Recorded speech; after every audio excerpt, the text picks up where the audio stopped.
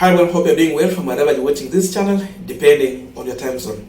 Now, the Nairobi Governor, Johnson Sakaja, promised the Nairobi residents that if elected as the governor, that was during campaign, that he's going to provide free lunch, free meals to children in schools within Nairobi. That was his promise to the people.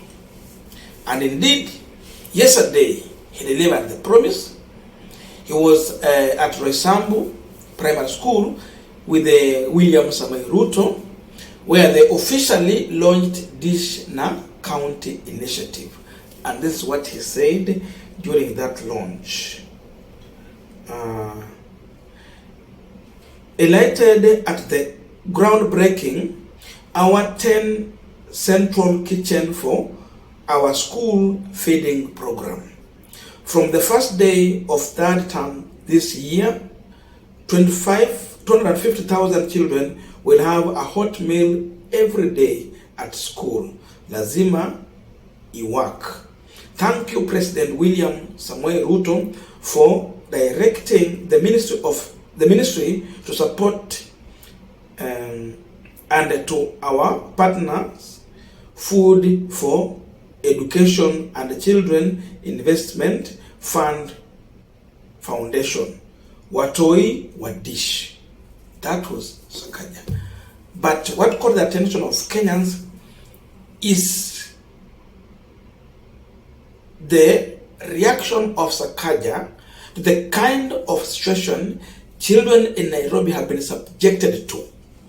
Sakaja was too emotional to control himself to an extent he broke in tears just because of the situation that Nairobi schools are in, the kind of environment that children have been subjected to, and it's all sad story. Successive governments have done bad to the children of Nairobi. We must do something.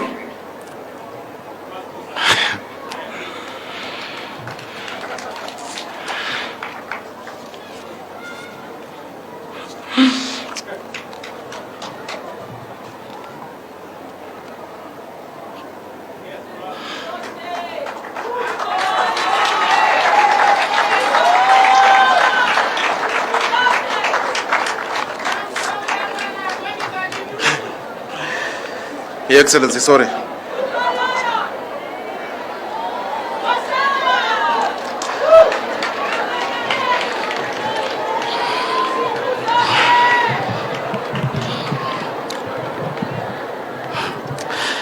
Your Excellency, ni uchungu ya watoto.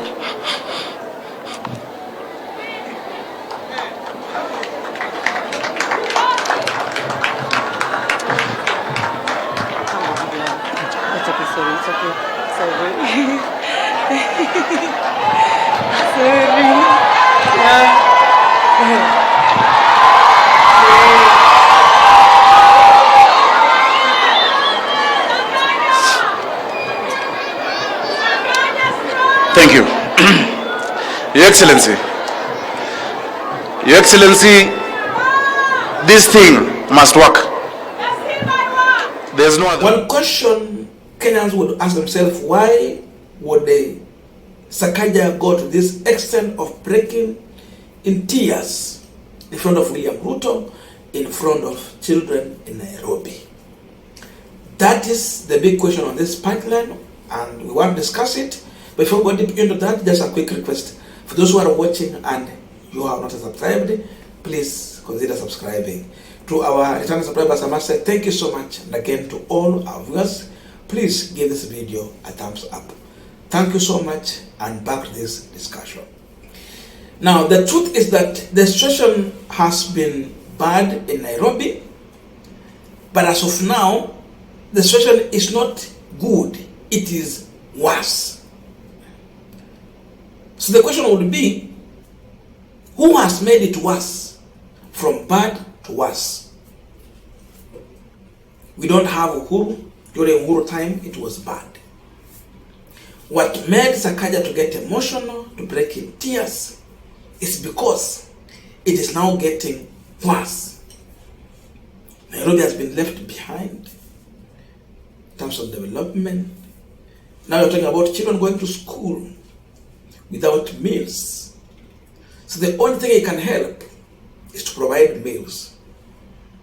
There was a reason why Sakaja made a decision in the campaign by giving a promise and hope that he will be providing food. He knew many children are going on empty stomach to school. When they go back for lunch, there's nothing at home to eat. And when they have to stay to school, in the school kitchen, there's not even a smoke to show that there is cooking going on. That means children in Nairobi have been starving. That's why Sakaja was emotional, and he had just to let it go by. Just dropping the tears. The person who has made the situation very worse in Nairobi is none other than the man who was with the Sakaja in that event, William Samuel Ruto. Parents cannot afford food to feed their children right now. In Nairobi, many people who were employed are now jobless. Paying rent, it has become a problem. Affording this one packet of unga is like a gold. Many people go for long days without having ugali in Nairobi. They can't afford. And this is one of the meals that we know it has been served on our tables every day. The most affordable meal in the country.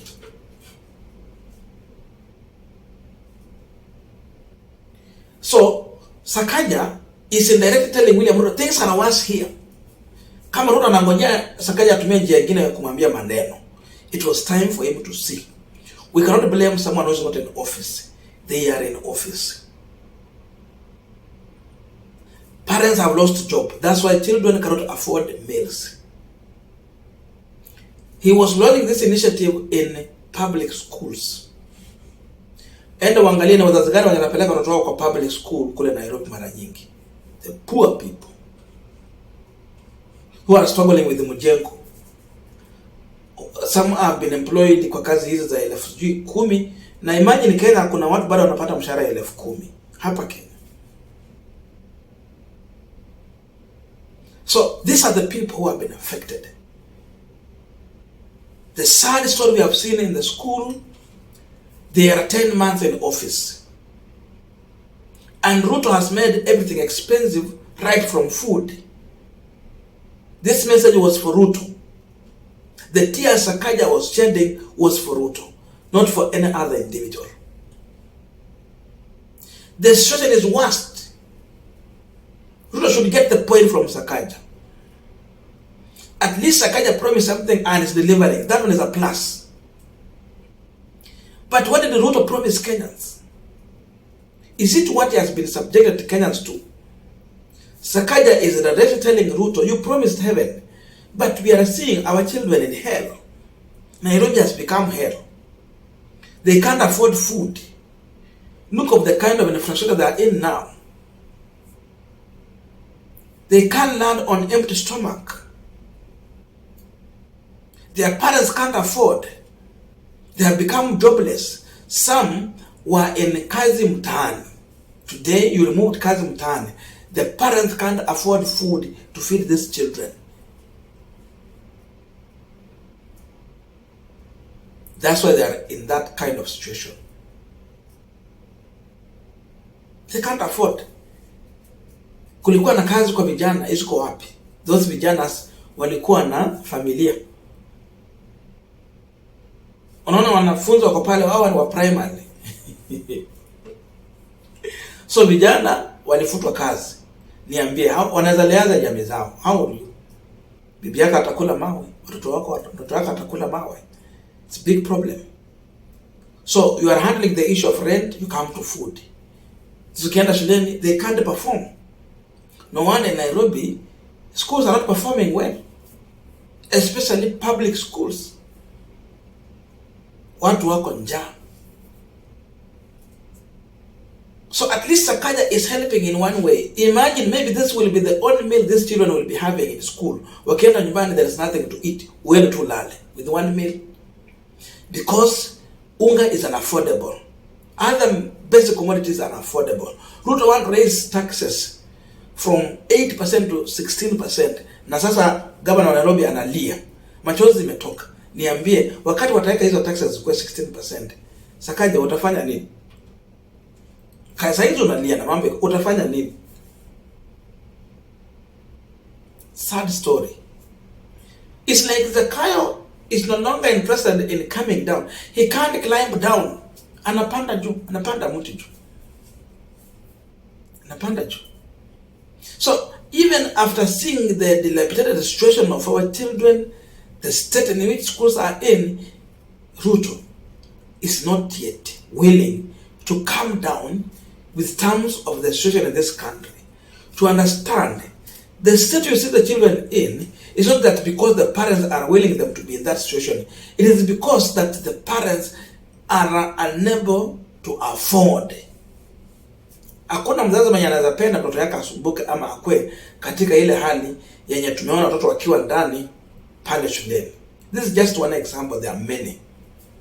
It is because the parents can't afford. That's what they can manage to have.